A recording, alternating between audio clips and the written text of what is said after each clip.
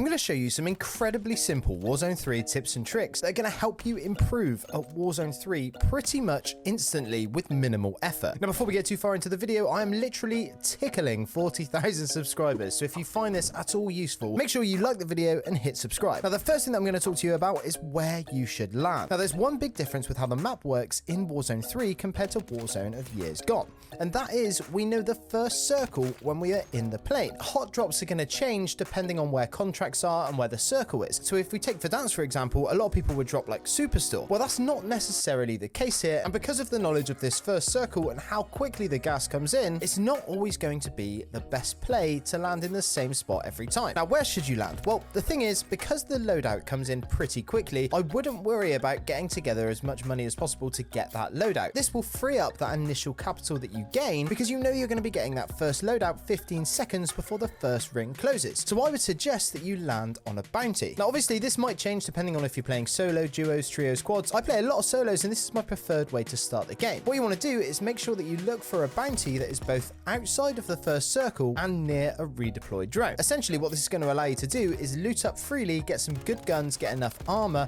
maybe get an extra bit of cash to buy a UAV, and then you're going to take that redeploy drone and land directly on your target. The nice thing about this is you're going to get an amazing bird's eye view of where your target is, and because it's so early in the game and because you have landed outside the circle, they are already going to be conscious of the gas coming in, so more than likely they're going to be rotating inwards. This means that they won't be camping in a building and they won't be holding angles on you, so you'll be able to spot them as they're running through the streets, land on a building next to them, and then take them out easily. This is nice because it's going to inject that initial capital that you need to get the ball rolling with UAVs and self-revives and other things, but also it gives you that vital bit of information about knowing where at least one enemy on the map is. Now, if you don't want to play that aggressive playstyle, I would also suggest landing on a scavenger, as this is a great way to get money early. Just bear in mind that all of the scavengers that are within the circle or on the flight path are going to be very highly contested. But this is the beauty of choosing a scavenger that's got a redeploy drone next to it, is you can afford to land a bit outside of the zone, a bit further away from the flight path, giving you more of a chance to loot up freely and get that cash easily, and then you'll be able to take that redeploy drone and rotate into the first zone and get your loadout with minimal resistance. Now, this brings me on nicely to my next point, which is about rotations. As I've said,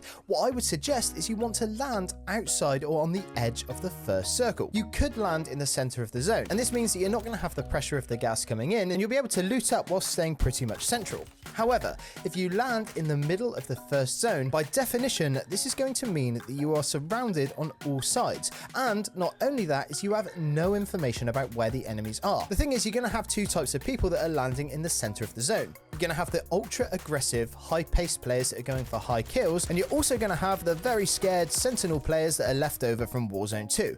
And these are the ones you're going to have to worry about, because they're going to be hiding in buildings, not opening loot boxes, just praying for you to walk straight into their trap. And the problem is, you have no idea where these people are going to be. And that's why I say land on the peripheries of the circle, because as you rotate in, you'll be catching people who are also rotating in. If you give yourself enough time so that you are moving on like a diagonal path to the zone, this is going to help you out, because you're going to catch people who are running in front of you, not paying attention to their flanks, so they'll be easy kills. But on top of this, you'll also be clearing the path behind you, so you know that you're pretty much safe from getting shot in the back. Now, I don't know about you, but if I stay too still in a match, I get very, very bored. And when I get very bored, I push things I shouldn't, and I make mistakes that get me killed, and then I don't make it to the top 10. But when you're landing on the edge, you're constantly rotating with the zone. You're having a better overview of the match in general. You're seeing where more people are. And then if you make it to the end zone, by the time that final circle's closing, you're probably going to have a pretty good idea about where the remaining players are. But if you've just been doing intel contracts, or maybe you landed in the center and the zone's been lucky to you, you're not going to have a clue where the remaining players are. And as a result, you're probably going to get shot in the back and come second in a really frustrating way with just one kill. And that's no good to anyone. And then the last thing I'm going to tell you about today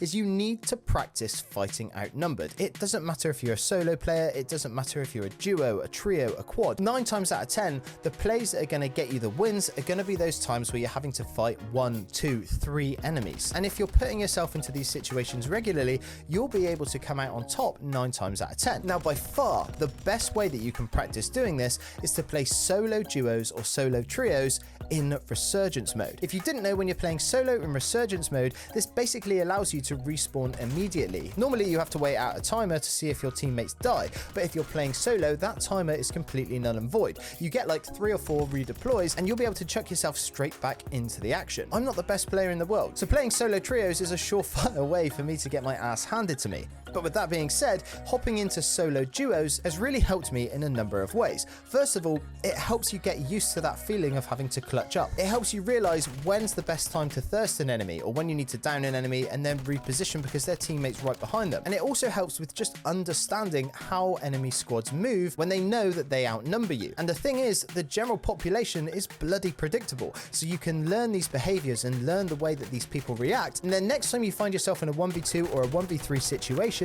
in the end zone, you'll be able to apply that knowledge that you have learnt, and I promise you, you're going to find so much more success. Now, as I've said, I play a lot of solos, and solos are a totally different beast if you usually play duos, trios, or quads, and that's why I think you really need to watch this video that's going to show you exactly how you can get the best out of your solo matches. Anyway, I'm Average Joel.